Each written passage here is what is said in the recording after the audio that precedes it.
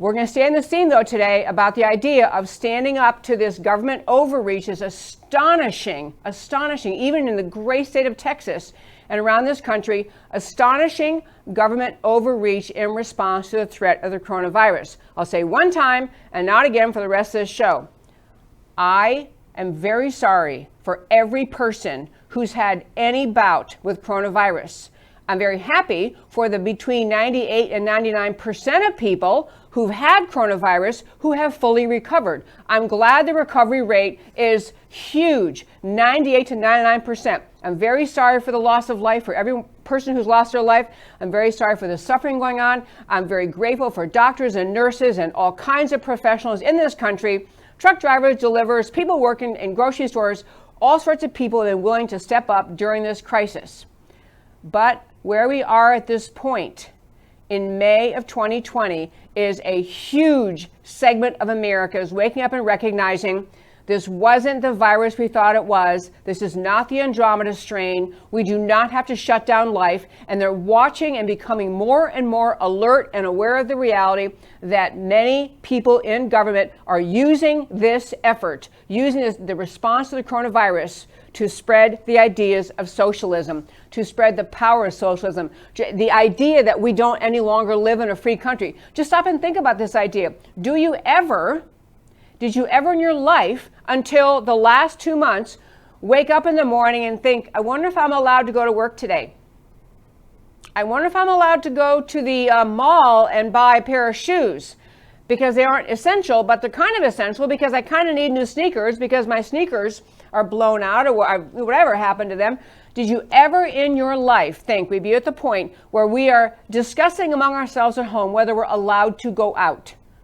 Whether the government will stop us, somebody, the police will stop us, the sheriff's department will stop you as you drive your car and say, where are you going? Is this an essential errand? Why do you think you're allowed to be out of the house? You're not allowed to be out, get back home.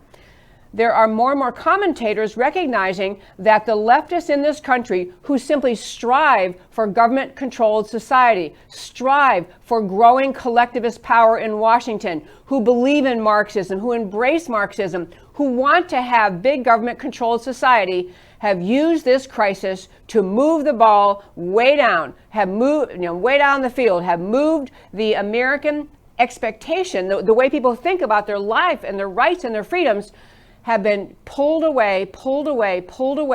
All of the justification, we're just trying to help you, and we're just trying to make sure that we can protect you and keep you safe, which is, as I've said in this show many times, it is not the government's job to keep you safe. That's your job.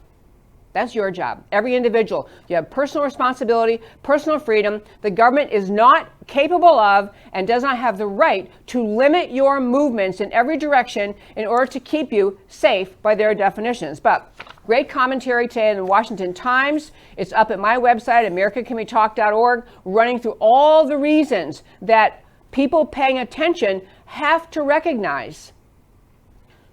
Leftists have moved our country towards socialism as part of the response to the coronavirus. We're so immersed, not we, but many Americans, so immersed in fear, so concerned, so worried that something terrible is going to happen, that anything the left asks us to do, anything the government says, we say, well, okay, I guess we'll do that. So great commentary, just talking about the idea we have flipped in America, for some people, the presumption of liberty, of the right of the individual to live in freedom, to work, to run your business, to be outside where you want to be, to go to the stores you want to go to open your store if you want.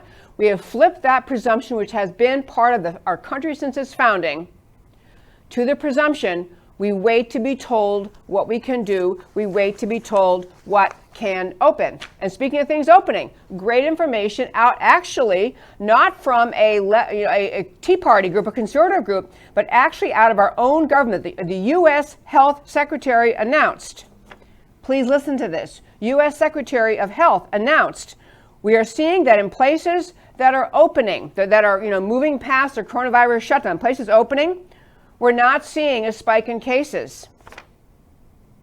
Just think about that. All of this panic about we can't reopen everywhere, we're going to have a big spike, not happening. And this is the government that's pretty much so far been of the mindset, at least the CDC aspect of our government, of truly padding the numbers, exaggerating the number of deaths, exaggerating the number of people infected in order to induce and perpetuate panic. But our own government U.S. Secretary of Health, Alex Azar, said on Sunday on CNN's State of the Union that we're not seeing in the places that are opening, we're not seeing a spike in cases.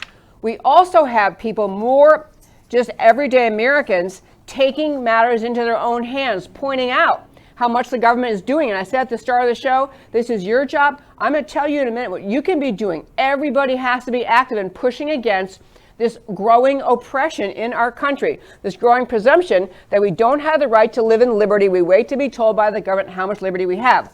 So in the state of Colorado, you may have seen over the weekend, they revised down their coronavirus death numbers, literally cut their death rate by almost 1/3 by becoming truthful about the data.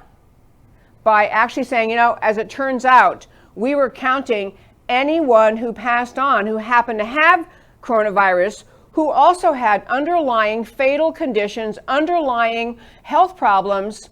We counted everything as a coronavirus, as a COVID-19 death. So they had to revise down, to be honest, with their own citizens, revise down their numbers and say, actually, it was almost 1/3 of those weren't really, as you think about it, they weren't even really coronavirus deaths at all. So a GOP state representative in the great state of Colorado named Mark Baisley, he's issued a formal letter requesting an investigation and criminal charges by George Boucher, the district attorney for the 18th Judicial District. He's urging that the government consider indicting Colorado's top health official. Now, I don't know the details of the criminal law in Colorado. I don't know if this kind of case can stick, but sending the message to government that there is an accountability. You have to take responsibility when you make stuff up, when you exaggerate. You have to speak up. So this guy is saying, this Colorado state rep is saying, he's asking the DA where he lives to look into whether or not the top Colorado health official, who is it's a woman, by the way, named Jill Ryan, director of the Colorado Department of Public Health and Environment, of falsely altering death certificates. He wants an investigation into whether she did that. Now, you may say, I said this last week and I'll say it once again very quickly.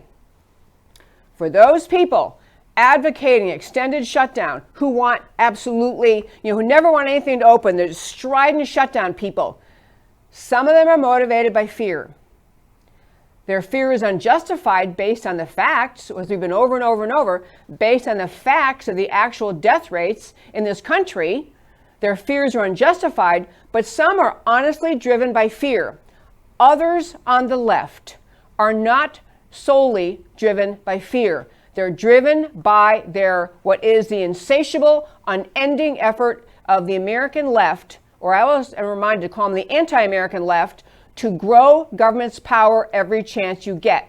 If you have don't let a crisis go to waste. If you have a crisis, you have a concern, you have people worked up and worried, great, pounce. Take more power, take control of their lives, do what you have to do so people surrender their liberty. So back to Colorado, one little example, someone stepping up, an elected state representative saying, basically, a state official falsified death records, lied to the people of Colorado. And so whether that person, that Jill person, the health official, falls in the category of she was truly frightened about coronavirus, and so that's why she lied, or because she really is part of the leftist mindset that says do whatever it takes to keep people afraid, frightened, sheltered at home, under control, take away their liberty. Whichever it is, you can't falsify death records. And I think it's great at least he asked somebody to ask.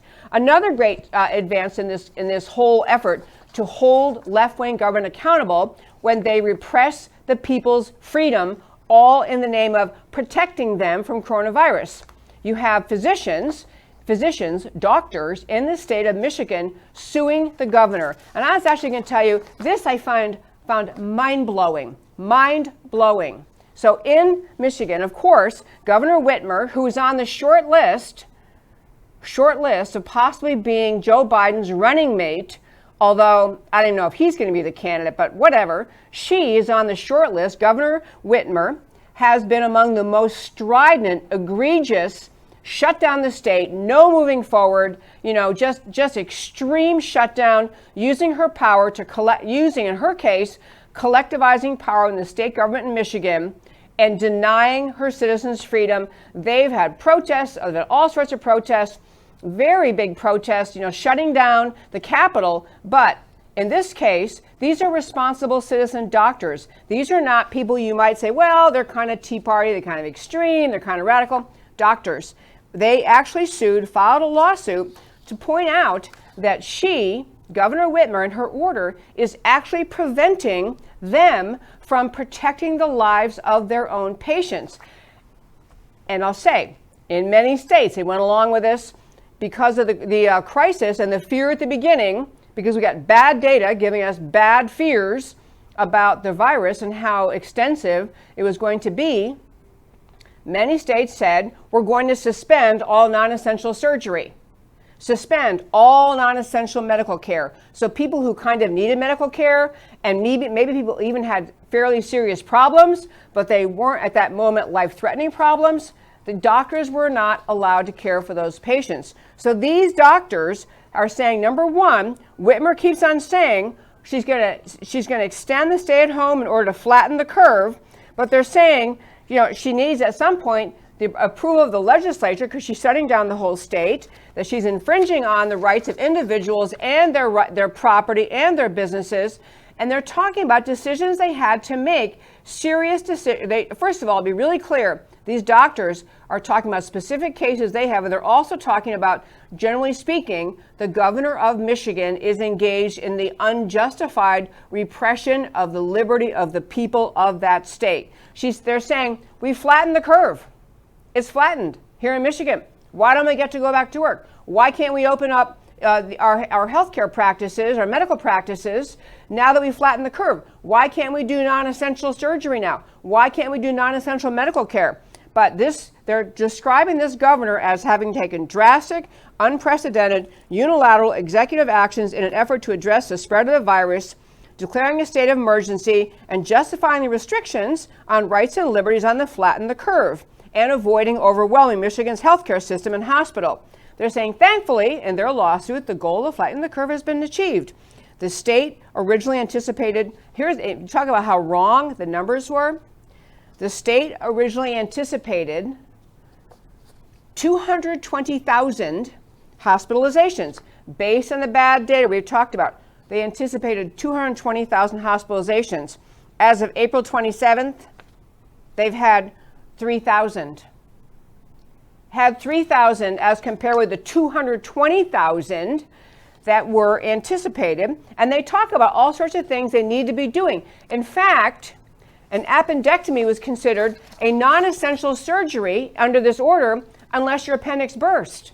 I mean, it's so extreme, but I'm telling you the story today just to say this is part of what people are doing. They're fighting back against repressive government. And another point I want to make about this. The government's conduct in handling, in states and counties all over this country, in handling the virus crisis has resulted in battles between citizens about wearing masks. You hear stories about people in stores, like in the grocery store, and that one person does have a mask on, one person does not have a mask on. And the people wearing masks have become emboldened, rude, confrontational, challenging other people who have the right to not wear a mask, challenging them, getting right in their faces in public, saying, who do you think you are? How could you be so selfish? Let me tell you, folks, a lot of mixed advice from doctors, including a very recent thing that just came out, and this was from the University of Illinois. These are renowned respiratory experts, Dr. Lisa Brousseau and Dr. Margaret Sietsema, wrote on their website, and again, this is University of Illinois professors. They do not recommend the mask requirement for people in general public unless there's no scientific evidence. Here's their language. These are actual experts. Dr. Lisa Brousseau and Dr. Margaret Sietsema, renowned respiratory experts. We do not recommend requiring the general public who don't have symptoms of COVID-like illness to routinely wear cloth or surgical masks because there's no scientific evidence they're effective in reducing the risk of SARS-CoV of COVID-19. They're using the SARS-CoV-2 transmission. Doctors, I mention it periodically in the show, but these people are speaking up. And part of their speaking up emboldens individuals to speak up. The last thing I'll say, and I will tell you the truth, it kind of pains me to say this, give you this example of the need of people to stand up and saying no. I called this segment tracking and tracing. Here in the great state of Texas and other places around the country, they're starting to put in place policies so that when you enter a restaurant, you'll be asked for your name, phone number, and email address. So now they know, last Tuesday, 7 p.m., these people were in this restaurant. And now somebody over here in the restaurant came down with COVID-19. So everybody gets an email. Hey, you were near somebody. You want to be, we're giving you a warning. And if you have symptoms, stay home. And it snowballs, of course, because if you are told, well, you came into contact, you probably had a problem. Maybe you should quarantine yourself for 2 weeks just to be sure. And now they have a system beginning in places all over the country where when you walk into a restaurant, the little barcode style things, they aren't exactly barcodes. Barcodes are what you have in the grocery store in your product, but they're square and they have the that black and white pattern in them. Well, they have one for every restaurant or business. And so someone sent me, they had been into a computer-like store, a computer store, and on the door said, before you enter, use your cell phone, take a picture of that, that symbol, that barcode-like thing. So your phone, with all the updates are doing, is now saying, oh, I don't even have to ask you for your name and phone number because now I know that you went in this computer store on Thursday at 3 p.m. And I know who else is in the computer store at Thursday at 3 p.m. because we have everybody else in there who also took that picture. And I want to make this very, very serious point. There are people very, very frightened, very, very concerned, even conservatives I know, very concerned, staying home, wishing that everyone would still stay home, wishing that everyone in the public would wear a mask, everyone would stay home unless they wear a mask, everyone would agree to all of this contact tracing. I'll tell you, even why it started to say on this story, in the great state of Texas, they just announced a $300 million contract to some company that's going to establish our tracking and tracing system all over the state. And includes for public schools. So your kid goes to school, so the school knows who is there every day. They know where you were, who you ran into contact with. And people, I'm going to tell you, there will be pushback in this state. There's pushback around the country. There'll be pushback in Texas because people do not expect to have to tell the government every place they are all the time, even if the government says, I'm doing this for your own good. Every bit of loss of freedom, every surrender of freedom, every decision that says, well, I'm not really asking you to give up your freedom. I just need to know where you are in order to protect us all from COVID-19. I'm just trying to help you people.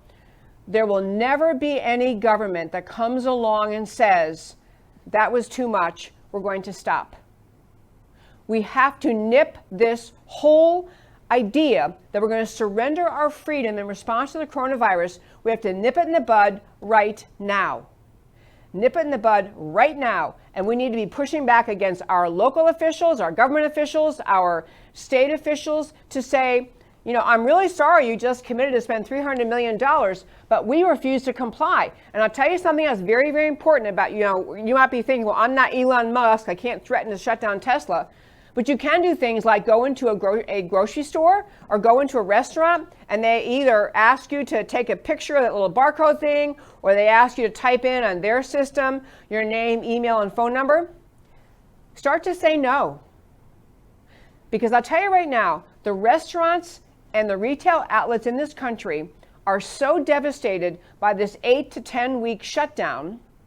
They're so hankering to open again that they're kind of thinking, they're going along with, well, whatever it takes, government, just tell me what I have to do. Whatever it takes, I'll do. I just want to open my store. Okay, so I can open my restaurant or open my store. If I just do this, okay, fine, I'll do it. These restaurants and stores are going along, they're giving in to government pressure because they think it's the only way they can survive. They need to be thinking they cannot survive if they attack the privacy of individual citizens. They need to be hearing from citizens like you. Every time you walk in a store or a restaurant, they say, hey, you know, we're just collecting information just in case, coronavirus. And you say, I don't shop at stores that do this. I don't eat at restaurants that do this. If enough people push back, the same restaurants that right now are thinking, I'll do anything the government says to open, I'll do whatever they say because I need to open, if they start to realize we don't have any business because the people won't come here, their loyalty to the government, what the government says, is going to flip, and they're going to be loyal to the people, and they're going to go back to the government and say, you know what, we're going to all go out of business if you make me do this. I can't get my customers to come here. I can't get them to shop. I will die as a restaurant or a store if they won't come here. The owners of restaurants and businesses, you're actually helping them. You're helping them squirm free of regulation that they don't need to be following and of a repressive system that's taking away your liberty, everybody else's. I'll talk more about the contact tracing system going on in Texas right now in a few days. I'm actually truly deeply hoping that more pushback, I am aware of some pushback, I hope more is happening because Texas is supposed to be the home of liberty. It's supposed to be the state everybody understands that we are like the leaders of liberty. You know, when they have all the talk about America as the land of liberty, we always think, well, yeah, Texas is really the land of liberty. We are going over the cliff in Texas the other direction. Putting these contact tracing things in place, contact tracing, tracking everywhere you've been, and thinking that you're somehow standing for liberty, those two things can't be in the same state. There's got to be tremendous pushback by people against this. And again, I want to go back to the song is going to become famous, I think, by Twisted Sister, where they're writing and singing this song, We're Not Gonna Take It. This is, I believe it is clip 2, Matt. We'll fight the powers that be just. Don't pick on destiny, 'cause you don't know us, you don't belong. Oh, we're not gonna take it. No, we ain't gonna take it. Oh, we're not gonna take it anymore. And that, my friends, Twisted Sister, I love it. And I know I feel fired up I have to tell you, by the time it gets around to Monday, I cannot wait to get in the studio because I do my shows, Monday through Thursday. I can't wait to get in. And it's a kind of funny thing. I'm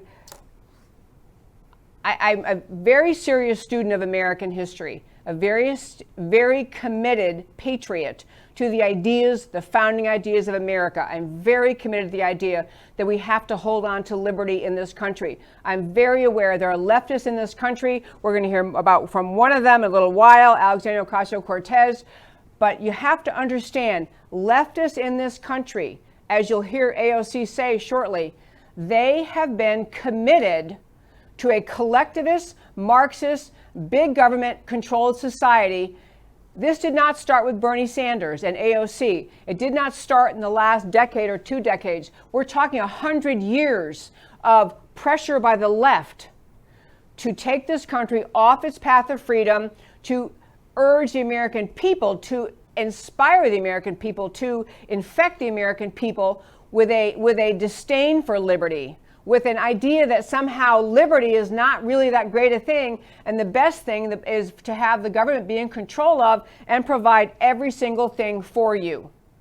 This is the leftist mindset, and this is the leftist mindset being carried out today all over this country, that because we have a crisis, golly gee, we found a crisis, and now we're going to get after these people, and we're going to take control while we have the opportunity, instill fear, instill panic, and we're just going to do this while we have a crisis to take advantage of. So it's funny, I'm a lawyer by background. I am not a protester. It's not my thing. I have been to like 4 protests in my whole life. I'm not a big protester, but I'm telling you, basic, mainstream, Main Street America needs to be wide awake to what the left is doing in response to the coronavirus crisis. Not talking about radicalness, and the media and leftists try to characterize people who are protesting, people who want to have the country reopened, trying to characterize the message that we want to have a free country again, that we want to reopen America, as somehow an extreme message. This is so extreme. How could they possibly be saying this? You have to understand, these people are watching, I'm talking about the media and the American left, watching America surrender its liberty, front and center, right and left, and they're actually trying to claim that people who want to reopen the country, who want to have America function as a free country with a free market system and rights to individuals to live in freedom, as radical, extreme, and crazy. It's no more radical and extreme and crazy as it was at the time of the founding of this country, when we recognized tyranny and repression on the part of King George. That spirit of revolution is rising in this country, and it should. It's not extreme, it's not radical, it's not far right. It's simply reasserting the goodness of America.